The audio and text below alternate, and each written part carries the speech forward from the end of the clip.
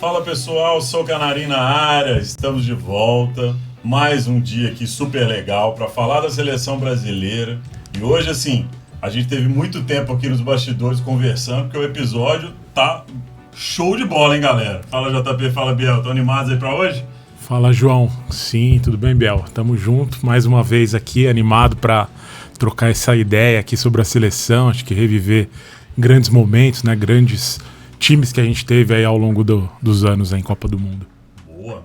Isso aí, JP. E você, Biel, animado, cara? Animado. E a gente realmente teve uma conversa aqui de transcendência. A gente chega, caraca, não sei o que. A gente chegou a mudar muito de assunto. Então hoje o episódio vai ser bem legal, porque a gente vai tocar em vários assuntos e vai relacionar com várias outras escalações e não falar só do Brasil em si. Perfeitamente, isso aí, Biel. E a gente, por favor, pessoal, não esquece. Segue a gente nas redes sociais, encaminha, ativa o sininho e, por favor, assistam o episódio aí, comunique com a gente. Traz pra gente feedback, o que vocês acharam interessante. Roda a vinheta.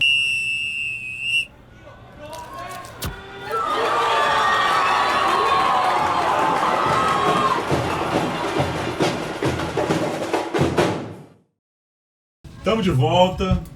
Não esquece, segue a gente. Eu sou o Canarinha de torcedor para torcedor e hoje o tema é, cara, qual é o esquema tático da seleção brasileira? O que está faltando para a seleção brasileira ser de fato campeã?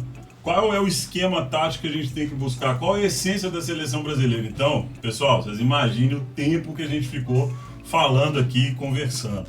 JP, o que você achou aí desse bate-papo assim, inicial, antes da gente começar a falar um pouco, cara? É muito nostálgico, né? Sim, e quando a gente olha o passado da seleção, a gente fala, o Brasil sempre teve uma vocação ofensiva. E aí a gente vai olhando os esquemas e quando a gente chega na nossa última seleção que venceu uma Copa do Mundo, ela não tinha um esquema muito de seleção brasileira ofensiva, né? Ela jogava talvez mais povoando o meio campo, a defesa, mas enfim, conforme a gente for falando aqui de cada um dos times que forem aparecendo na tela, a gente vai poder explorar um pouco mais, né, disso aqui. Boa, JP. E a gente escolheu algumas seleções, né, Biel? Seleções essas, algumas delas, que nem eu, nem o JP estavam vendo, mas você a maioria, né? Não estava nem ainda presente, né, cara? Então. Mas o que você acha, cara? Tá animado?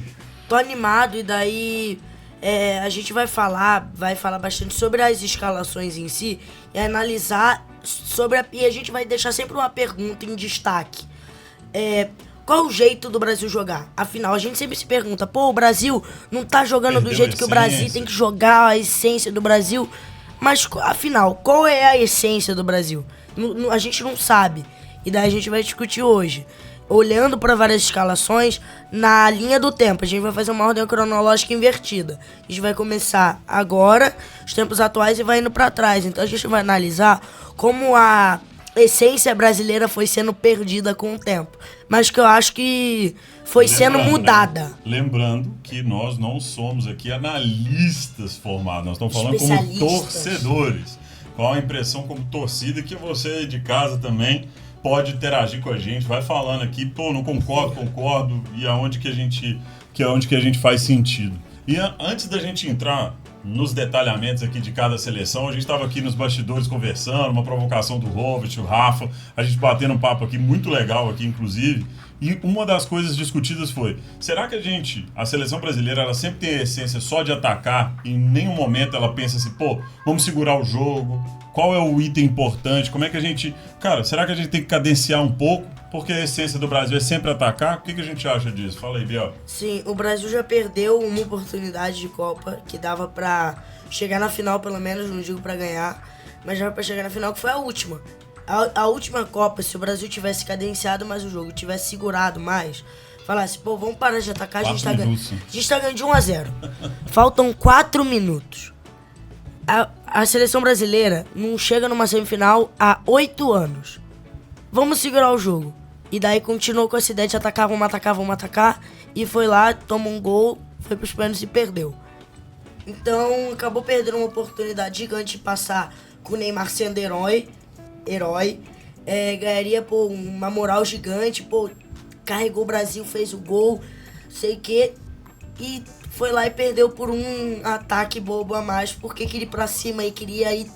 Não precisa. Sim. Sim. Uma das imagens que marca na JP. Você tava lá, você vou falar, mas assim, pra gente que tava vendo aqui, eu me lembro do Fred, lá na linha da linha de fundo do ataque. Ele tinha entrado exatamente para conter, ele tava lá, dentro desses 4 minutos, lá na linha de fundo do ataque. Não faz o menor sentido. Lá eu sei que tava lá, cara. A sensação deve ter. A gente já falou disso, né, JP? Ruim, mas o que você acha do que o Biel tá falando? Sim, eu concordo. E o que eu fico pensando, e já pensei algumas vezes até fora daqui, enfim, fora dessa discussão que a gente tá tendo hoje, sabendo da trajetória e da forma como o Tite joga, que ele sempre foi um técnico muito precavido em não sofrer gols e nunca foi de dar espetáculo, né?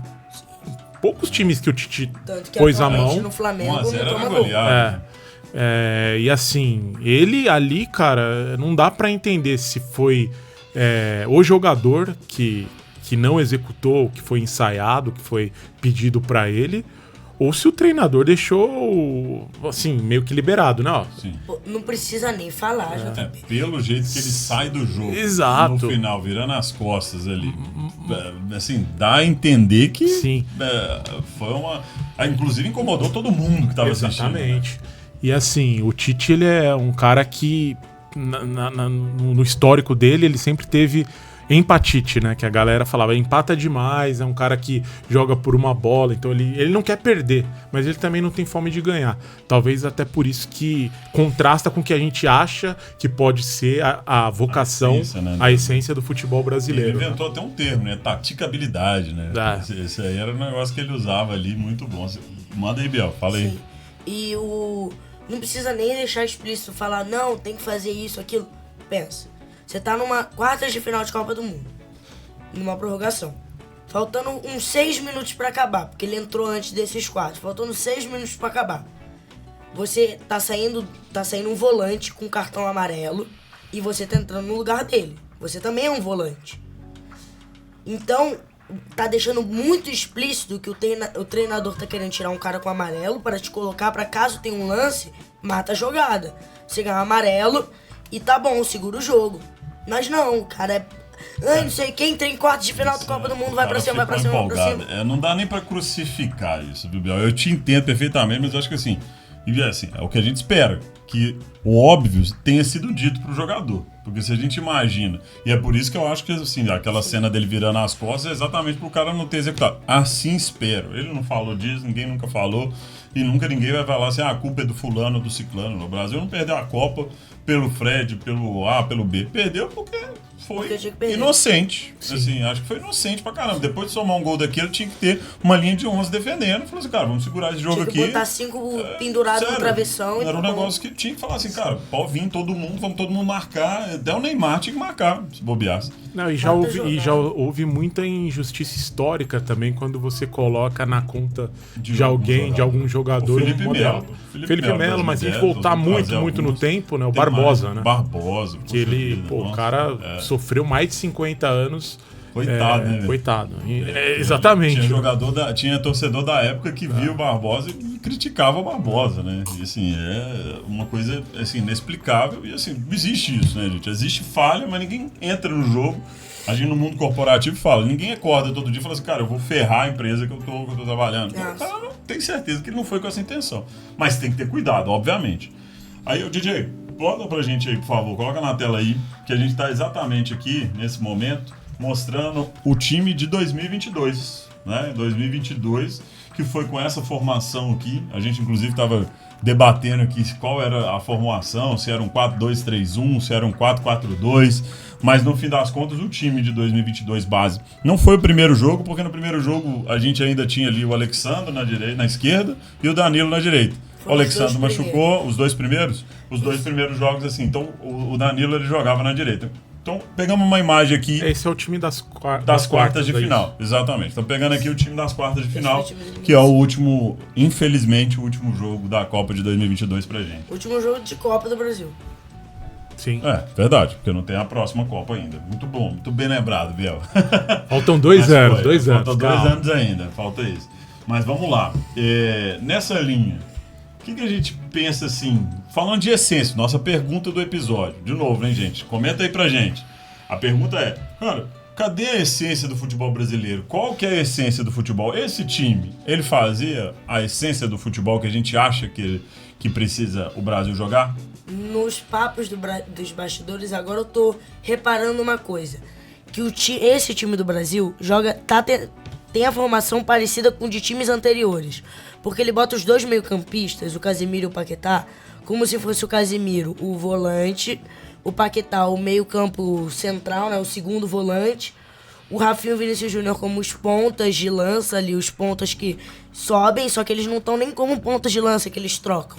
Que isso é uma essência do próprio futebol brasileiro que tinha um tempo que não tem mais. Que são os pontas trocarem de lado. Os pontas estão como alas. O Vinícius Júnior... O Vinícius Júnior... Eu não lembro de nenhum lance do Rafinha na esquerda e do Vini na direita. O Vinícius Júnior vive preso na esquerda e o Rafinha vive preso na direita. O que é ruim, né? Porque aí fica travado e fica marcado, né? E daí, além de ficar travado e marcado, o lateral só falar, o Vinícius Júnior joga dessa forma, eu marco ele desse jeito. O negócio é até surpresa, inverteu, não sabe como marca. Inverte de novo, e daí fica uma maluquice. Mas isso talvez seja a limitação do próprio jogador aqui, do Rafinha, exatamente, mais especificamente. Porque quando ele joga com o Rodrigo, eles invertem, né? Isso. Eles invertem. Tanto é que o Rodrigo joga melhor de um lado, que é o lado esquerdo, certo? Sim. E aí quando ele inverte com o Vinícius Júnior, os dois acabam perdendo um pouquinho da qualidade que eles têm. Mas até aí, beleza, que eles conseguem fazer o efeito surpresa, que é o que a gente não via aqui, por exemplo. Sim, não via. Mas, de novo, a pergunta. A gente acha que essa formação e que esse time, ele trazia o que a gente chama de essência do futebol e de como o Brasil deveria jogar? A escalação deveria. O time dentro de campo, não. Porque as coisas que eu percebi em todas as escalações, que a gente vai reparar depois, que tem o primeiro volante, o segundo volante, o meio atacante, 2 pontas e um centroavante. Tirando o time de 70, mas isso daí a gente fala depois. Todos os times são assim. Então, o time, taticamente, deveria jogar assim. Casemiro como primeiro, Paquetá como segundo, Neymar como meio atacante, 2 pontas e um centroavante. Eu nem me lembro se o Paquetá aqui nessa linha... Ele fazia esse papel do segundo mesmo. É isso que eu tô falando. Taticamente deveria seguir esse exemplo. E daí a gente devia buscar no passado e jogar exatamente como jogaram todos os outros anos. Porém, o Tite não consegue colocar isso. O Tite, pra ele, vamos marcar e não vamos tomar gol. E daí não adianta de nada. Você tem essa sensação também, JP, do time ser mais retranqueiro, assim, nesse pedaço, nessa linha? Eu acho que não é bem essa palavra, né? Ser retranqueiro. Eu acho que o Brasil... ele passa a ter mais cuidado Você acha que esse time tem esse cuidado? Eu acho que sim, porque ele é montado muito nessa forma, né? Principalmente do meio para trás, para você fechar os espaços do adversário. Mas aí quando você olha para frente, começa a ver, principalmente na formação clássica aqui, que não tem essa inversão e que você vai ter que fazer um serviço de alas com muita maestria para conseguir, de fato, surpreender os adversários. O Brasil não fez isso em nenhum jogo da Copa. Eu nesse ponto, eu tenho um ponto de vista um pouco diferente. Porque, olha só, eu lembro que a expectativa para o Brasil na Copa de 2022 era muito alta. Porque o Brasil vinha jogando bem. E, inclusive, os primeiros jogos... As eliminatórias, né? Tava voando. Sim. E o que ele era bom era no ataque.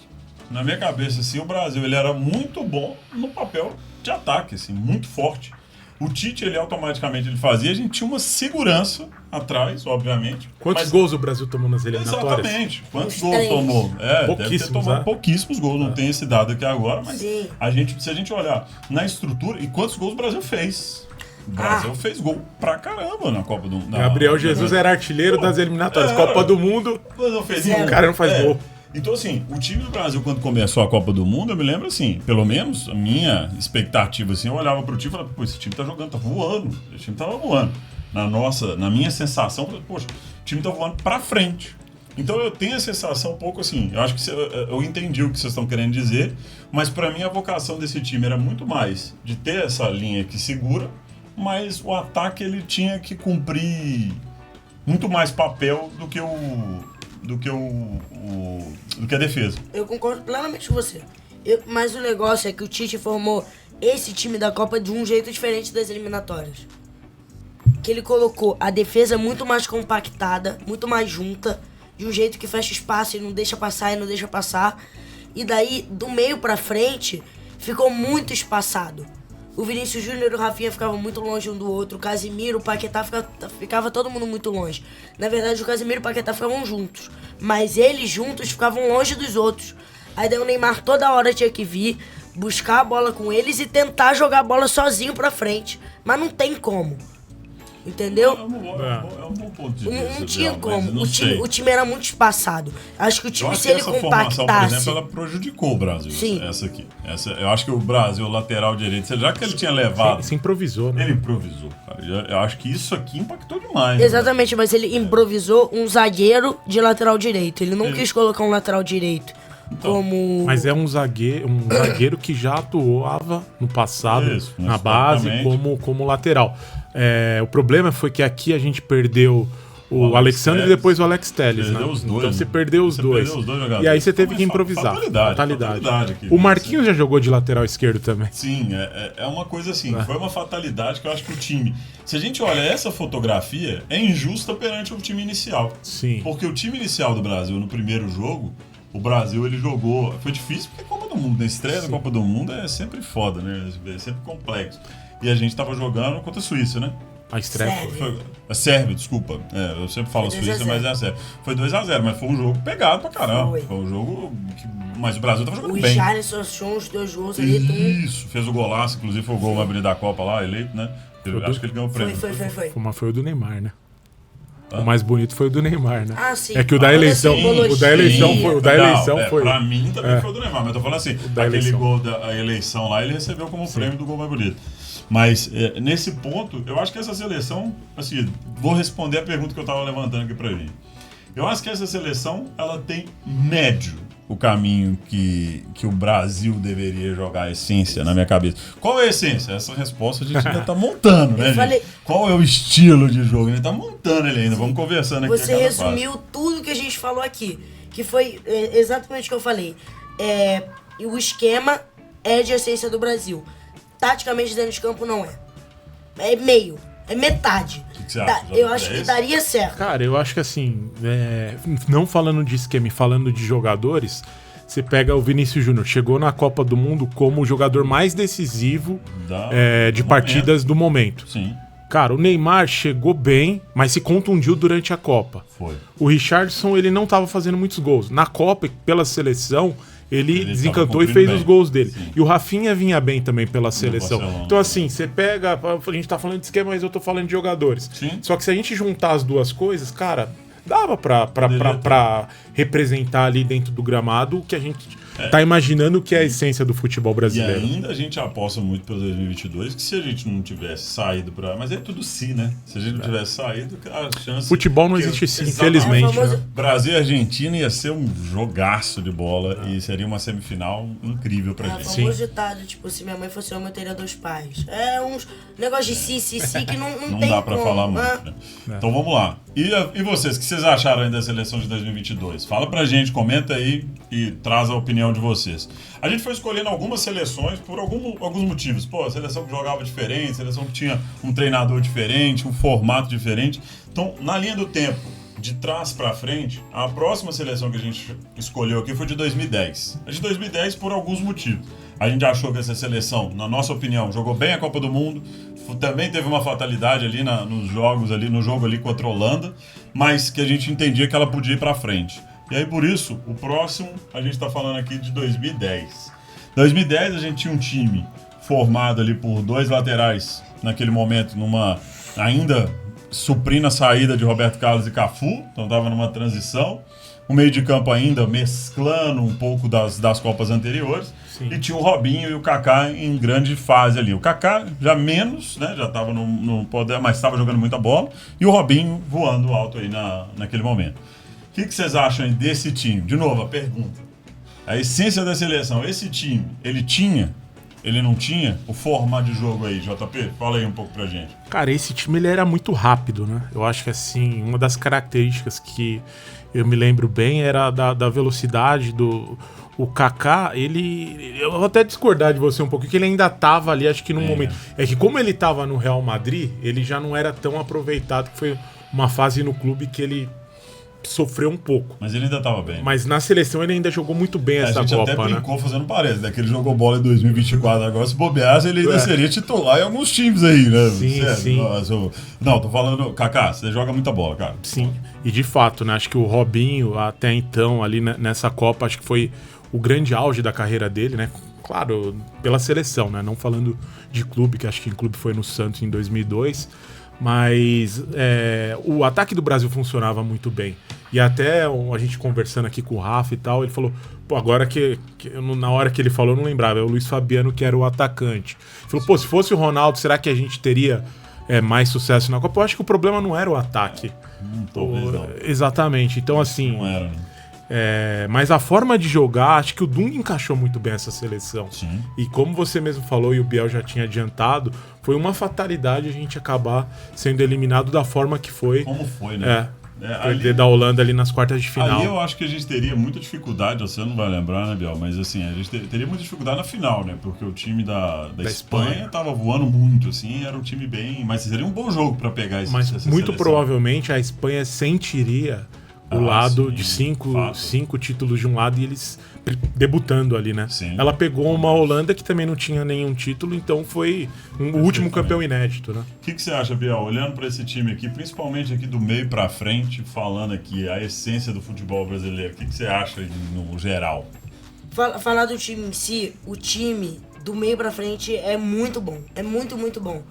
Se você olhasse no meio pra frente, o time era espetacular. Inclusive Felipe Melo e Gilberto Silva, que você tá falando. Não, pode até estar incluindo eles. Você tava olhando do Delano pra frente, mas posso até incluir Gilberto Silva e Felipe Melo, que ainda fica mais espetacular.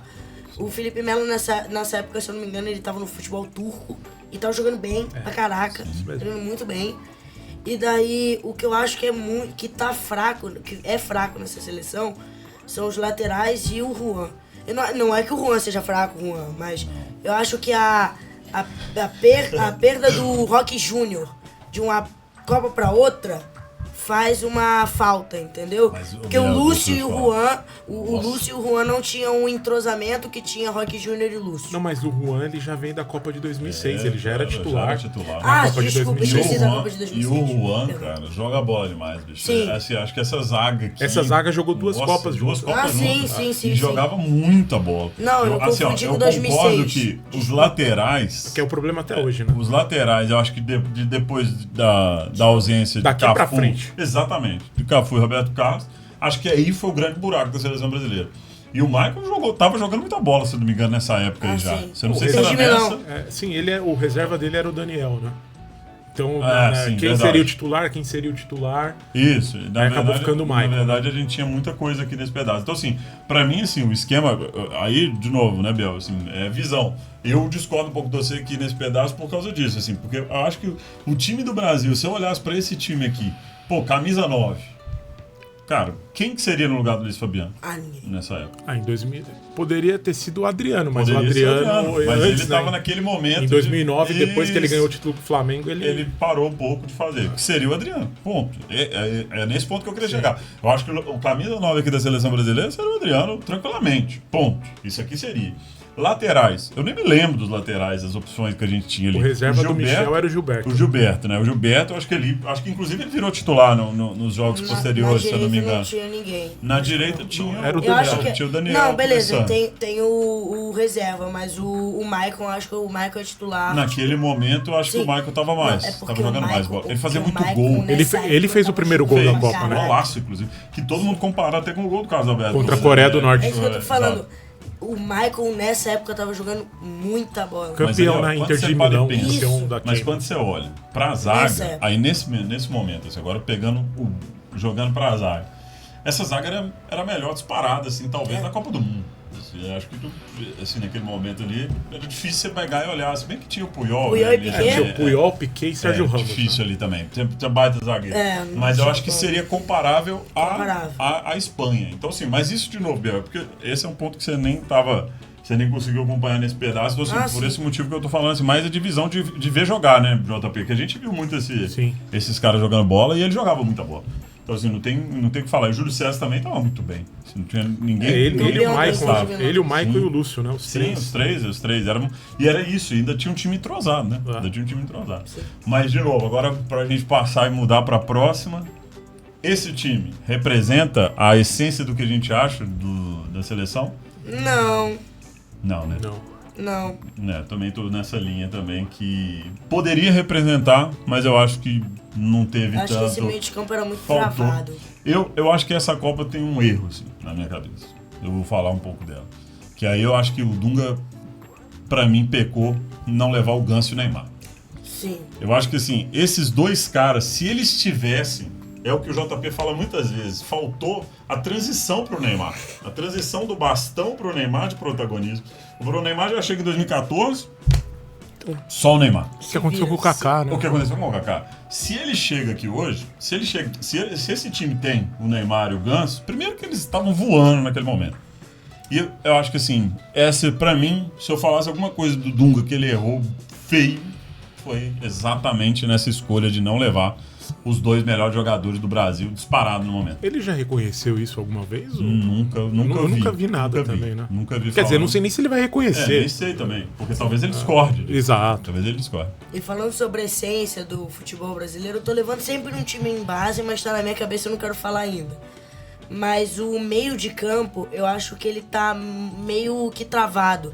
Colocaram 2 volantes. Não colocaram um volante e um cara pra se movimentar mais, com um pouco mais de liberdade. Não precisa ter aquela liberdade que nem o Kaká tem, que é poder correr o campo inteiro. Mas Faz tem sentido, um meio campista que ele é um pouco mais avançado, que ele possa se movimentar de uma forma que ele possa distribuir a bola de uma forma que Mas fique você não acha imaginando que é o por jogo. causa dessas duas setinhas aqui, ó? Esse cara sempre subiu muito e esse cara também subiu muito, ó. Ele sempre sobe muito. Pode ser. Pode ser, mas o seu ponto é super válido, tá? Sim. Eu não sei te dizer, concordo com você nesse ponto, porque aqui, eu acho que talvez ele travou aqui pra dar a liberdade, e aí de novo, tô chutando aqui, conjeturando, né? Talvez ele travou os dois no meio pra conseguir liberar o Michel Bastos e o Gilberto, que quer que seja, e o Michael ali e o Daniel, né? Eu acho que daria até pra fazer de um jeito que o Michel ficasse, desse realmente essa maior liberdade pro Maicon, porque ele é um lateral mais ofensivo mesmo, que ele fazia gol, jogava mais pra frente, e colocasse realmente o meio de campo mais pra frente, que poderia ser o Ganso. Porque o Kaká é um meio campista mais motor que acelera o jogo. Eu acho que o Ganso seria titular nessa seleção. Sim. Nem o Ganso e nem o Neymar, Eu tô falando que poderia ser, conjecturando tudo. Mas eu acho que eles teriam que estar nesse elenco. Sim, eu tô falando. A gente já falou isso algumas vezes. Eles aqui, né? provavelmente teriam possibilidade de entrar num jogo, mudar o jogo e virar titular. Isso. Exatamente. Um exemplo é isso que eu tô Talvez falando. isso. Um jogo perdendo, por exemplo, se tivesse perdendo de 1-0 pro Holanda, dava pra tirar o Felipe Melo, colocasse o Ganso ali, travasse o Michel Bastos e botasse o Ganso pra ir mais pra frente pra liberar esse jogo e tocar a bola mais rápido. Infelizmente aí entra no CIS que a gente conversou aqui. Só um último ponto aqui pra gente fechar 2010.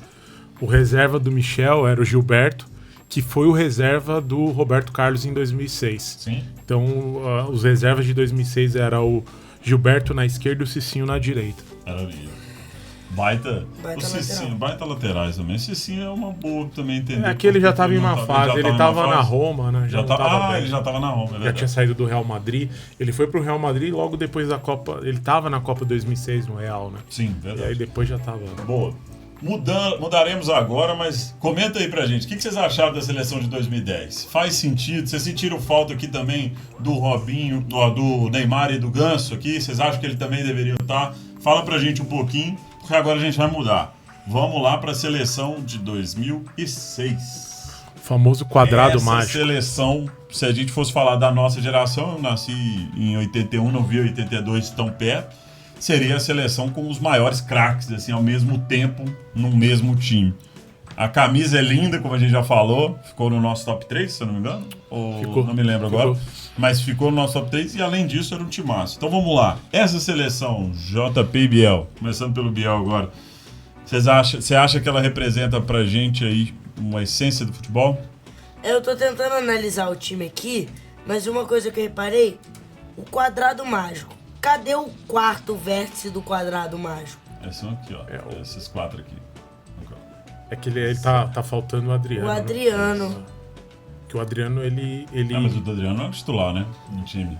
Ele não era titular na seleção, ele foi titular na Copa das Confederações. Quando ele jogou lá. Mas aqui no time titular ele não jogava. Tanto que aqui da Copa das Confederações mudou o quê? O Cicinho, que era o Cafu. Aí tinha o Adriano e tinha o Robinho. Né? O Robinho também jogava bola aqui nesse time. Aí eu não me lembro quem que não foi aqui do meio. Se não foi o Ronaldinho Gaúcho. Eu não me lembro quem que era. Mas o Adriano aqui não era titular nesse time de 2006. Tanto que tem o gol que o Ronaldo vira naquele momento recordista de gols, que é o primeiro gol contra a Gana lá. Verdade. Mas tem alguns jogos, que eu não sei exatamente qual jogo que a gente tá vendo essa formação, se é contra a França ou não. Essa é contra a França. É contra a França? Sim. Porque o Adriano, ele jogava de titular sim nesse time, no lugar do Juninho. Aí, ó. Aí teve essa troca, então provavelmente pra esse jogo. Que o Juninho entrou pra dar mais suporte pro Gilberto Silva e pro Zé Roberto e tirou o Adriano. Porque pra dar mais manutenção no time. Sim. Não, contra a Gana não. Contra a Gana, será que ele foi? Bom, não me lembro. Não, é porque não vou conseguir discutir. O time ele era formado meio que de um jeito diferente. Eu acho que a formação era como se fosse um 4-2-4. O 4-3-3. E colocar o Gilberto Silva, o Zé Roberto e o Kaká no meio de campo. O Ronaldo, o Adriano e o Ronaldinho na frente. E isso com o Adriano jogando. Só que com a França, o Parreira quis segurar mais o time. E tirou o Adriano e colocou o Juninho pra dar mais... povoar mais o meio campo. Né? Isso, povoar mais o meio campo. Pode até pesquisar, talvez, para ver onde que o Adriano era titular, talvez em quais jogos que ele era. Eu não me lembro aqui em quais jogos que ele era titular, fazendo a linha com o Ronaldo ali de ataque. Mas é uma boa pesquisa pra gente fazer. Mas nesse ponto, o que a gente acha desse time aí fazendo SCC? Você tava falando que você tava fazendo a análise, olhando pra aqui, que tava difícil, né, Bel? De entender, né? O negócio não é nem difícil de entender, mas o time jogava muito ofensivo, que os dois laterais subiam muito, os dois meio-campistas subiam muito, que eram quase atacantes, e ainda os dois segundos volantes ali, subiam ainda também. Então o time era muito ofensivo, do Roberto Carlos e o Cafu pra frente, tirando o Gilberto Silva, todo mundo subia. Pelo menos um pouquinho. Se fosse colocar o Adriano aqui, ainda piorava mais, né? Sim, mais ofensivo exatamente. Ainda, né? O time era muito pra frente. Bota os dois, aí fica o quadrado mágico ali, né? Por isso que contra a França, acho que ele já teve essa precaução, né? Eu não vou colocar o time... E uma coisa é jogar com a Gana, com a Austrália, com o Japão, da forma como a gente tá falando aqui, com o Adriano e Ronaldo no comando do ataque. Outra forma é você pegar uma França que você tinha um cara que desequilibrava e que de fato desequilibrou, que foi o Zidane, né? Sim. Que ele, numa tacada só, ele conseguiu colocar o Henry dentro do gol. E aí ele travou o jogo ali, né? Mas numa bola parada não teve muito o que fazer. E aí foi uma falha de marcação na linha que o Brasil fez ali pra bloquear a falta, né? O meião, né? O famoso meião, exatamente. O famoso meião do Roberto Carlos ali que travou. Eu respondendo a minha impressão sobre esse time. Se tem um time que eu amava ver jogar bola e falava assim, cara, esse time joga muito bola, e com o Adriano ainda, cara, era esse time. Esse time, ele jogava por música. A Copa das Confederações de 2005... Ela tem o jogo que o Brasil bota a Argentina na dança, que ele vai rodando a bola assim, vai fazendo... A final, né? 4-1. Isso. Cara, esse time ele jogava por música, né? Era um time que destruía. Então, esse time pra mim, se você fosse falar, qual time você acha que tem que ser representando? Talvez pelo resultado, vai cair por terra a minha hipótese, né? Que seria esse time que eu usaria muito como referência, assim, dos mais recentes. Sim, mas eu acho que dentro do que você fala, a gente tá falando...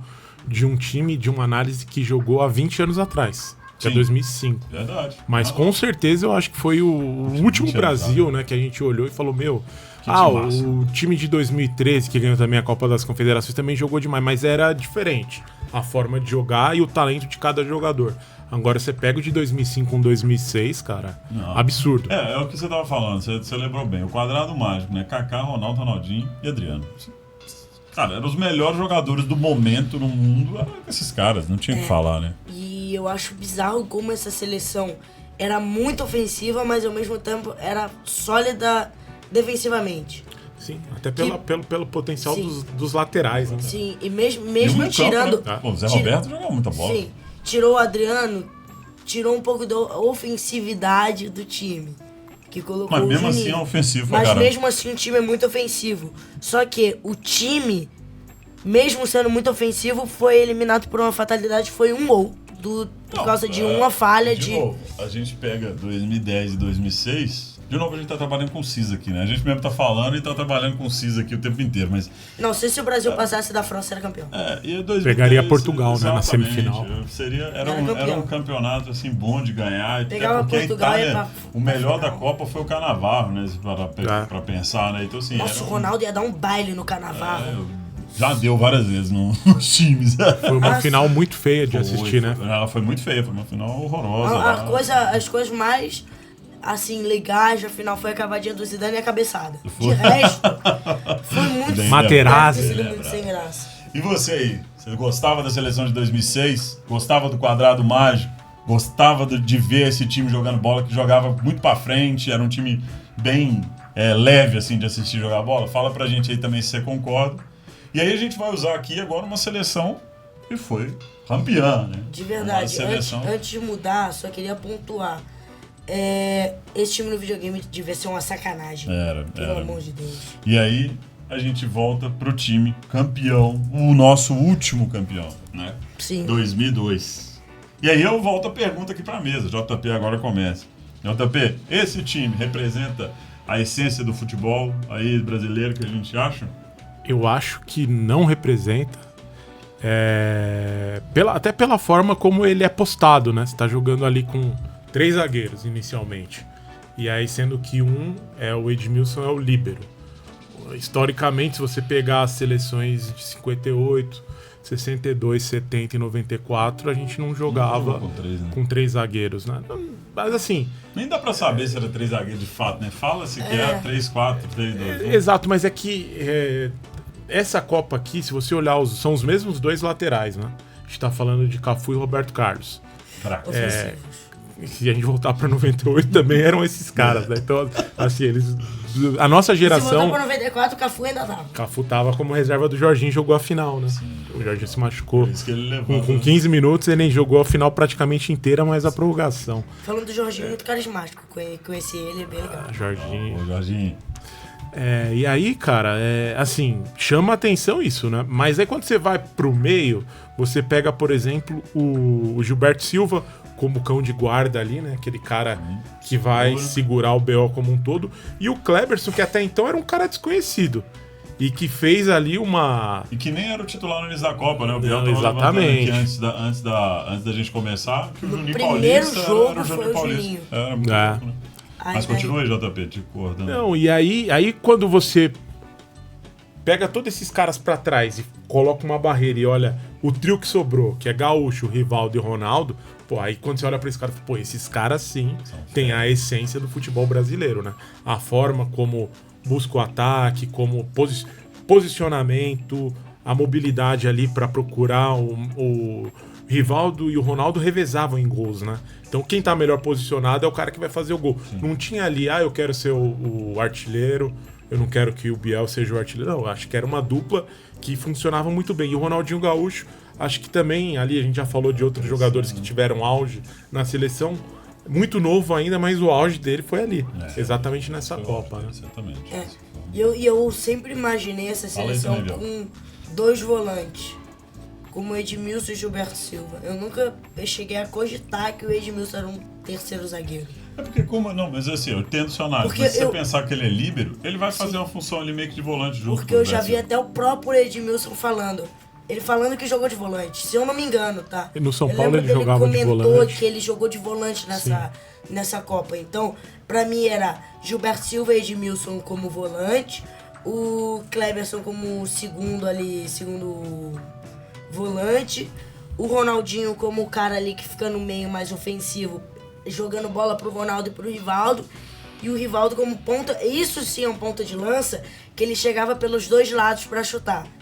Tá aí. Então, Ronaldo ficava no meio, como um homem de referência, e o Rivaldo chegava pelos lados, Ronaldinho distribuindo bola, e os 3 volantes ali, os 3 meio-campos, fazendo a contenção desse trio. Talvez aqui, o Edmilson, porque o Edmilson, se eu não me engano, ele começa a ser titular contra a Costa Rica.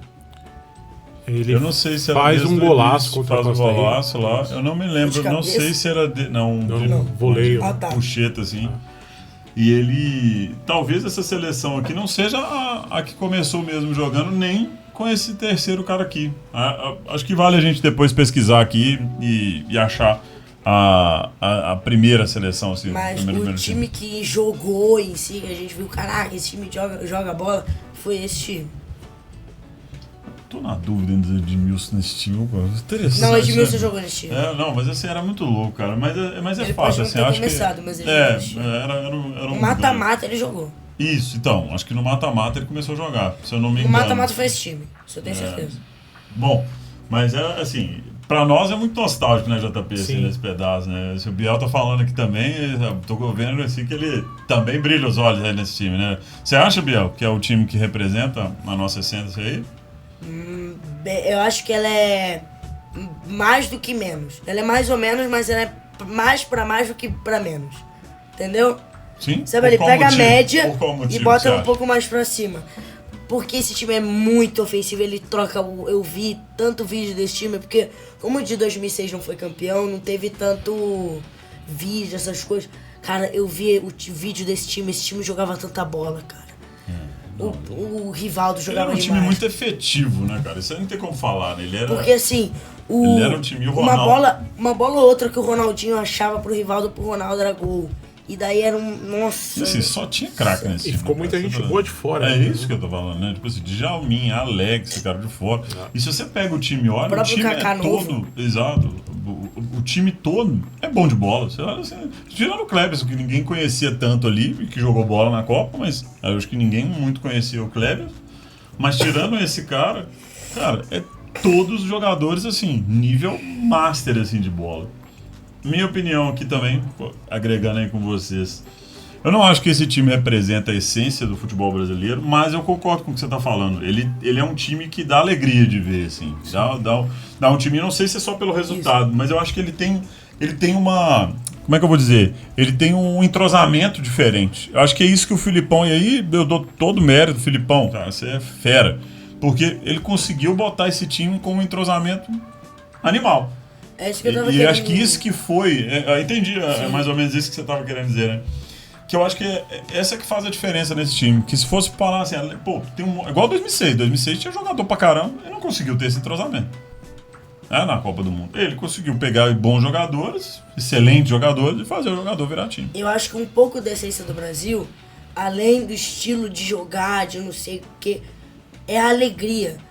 O time do Brasil, que tem a essência do Brasil mesmo, é da alegria. Time que você vê e você fica feliz e daí pega a bola e um, dois, três, quatro, dribla um, dribla dois, toca, cruza, gol. Que dá vontade de você levantar da cadeira e ver o jogo e... Caraca, entendeu? Não, e agora nós vamos falar de dois times aqui, né? Os dois últimos times aqui da análise, 82 e 70. E aí nós vamos condensar porque 70 eu acho que tem que ter um episódio para falar só de 70. Acho que aí a gente pode explorar 82 e 70. Mas comenta aí, 2002, o que vocês acham? Fala pra gente aí, representa a essência do futebol, é o que vocês imaginam da seleção. Mas aí vamos puxar para um time que não venceu, mas que encantou o mundo inteiro. Todo mundo fala, independente do Brasil ter sido campeão, fala da seleção de 82. E todos os lugares do mundo que você vai, 82 é representado. E aí, vamos começar por você agora, Biel. O que você acha? Esse time representa o futebol brasileiro? Cara, eu fico sem ar, que esse meio de campo é sacanagem, esse meio de campo. Botar Toninho Cerezo, Zico, Sócrates e Falcão no mesmo time. Esse time não ser campeão é uma sacanagem absurda. Tele Santana tem que ter um troféu pra ele só de falar isso aqui, porque hoje, se fosse hoje, esses caras jogando hoje, a maioria dos técnicos falaria assim, não dá pra jogar os quatro. A maioria, assim, talvez assim, 90% dos técnicos brasileiros falariam, não, eu tenho que tirar um pra fazer. O técnico só faria isso numa necessidade de só mudar um numa jogo. necessidade de mudar o jogo. O cara botou isso pra jogar a Copa inteira. A Copa inteira. E você tinha dois laterais. E talvez por isso que perdeu, né? Talvez Acabou por isso. não conseguindo ganhar da Itália. E eu não sei como que o Brasil já conseguiu ter um volante de tanta qualidade e agora tem o Casimiro. Cara, o Brasil tinha o Toninho Cerezo no meio de campo, que era um volante absurdo. Jogava bola demais. E daí agora tem o Casimiro no meio de campo. Casemiro são perfis bem diferentes, né, JP? Mas eu tô falando do Casemiro atualmente. Então você é apaixonado com essa seleção, certo? Vamos lá, JP, deixa eu falar agora antes, assim. Essa seleção, só para não ficar sempre por último aqui, mas até para te dar o gancho. Cara, essa seleção, acho que faltou o Reinaldo ali, infelizmente, na frente, né? O Careca, mas foi se fosse, mas assim... Não mudaria tanto. Fatalidade. Exato, mas assim, é um time que jogava por música. E para mim, esse time aqui, ele tem muita essência do futebol brasileiro. Tem o Júnior no time. O Júnior é Leandro, craque de bola. Luizinho, ótimo zagueiro. E aí, assim, e você, JP, o que você acha? Cara, quando você vê 4 caras no meio ali, né? Cerezo, Falcão, Sócrates e Zico. Caras que até hoje, depois de mais de 40 anos, ainda são referenciados, né? Como os caras que são referências ali na posição. Júnior e Leandro também, dois laterais assim, velozes, que dão muita força ofensiva. Então, quando você fala dos atacantes que não estavam, né? Que é o Careca, enfim, a gente nem se preocupa tanto em falar do Éder e do Serginho, porque o contexto dessa seleção era no meio do campo, né? Então tudo acontecia, tudo passava por ali. Então, assim, a forma como jogou o Brasil de 82 é, de fato, acho que como a gente gostaria que hoje a seleção brasileira pudesse continuar jogando Copa do Mundo, né? E eu vou falar mais, JP. Eu acho que a gente tem que deixar um gostinho de quero mais. Vamos dividir esse episódio. A gente vai parar aqui agora, vamos fazer ele a parte 1, porque assim, 82 e 70 merece um explorado mais. Sim. Vamos fazer assim, fala pra gente o que vocês acham da seleção de 82 e 70, como é que vocês imaginam isso, e a gente vai fazer aqui agora. Parte 1, o pessoal do Podspace vai ajudar a gente, e a gente faz o parte 2 e continua. Manda um comentário pra gente, não esquece, segue a gente nas redes sociais, mas vamos lá, vamos cortar aqui que esse vai ter muito papo. 70 não vale nem a pena entrar agora. Valeu, a gente volta.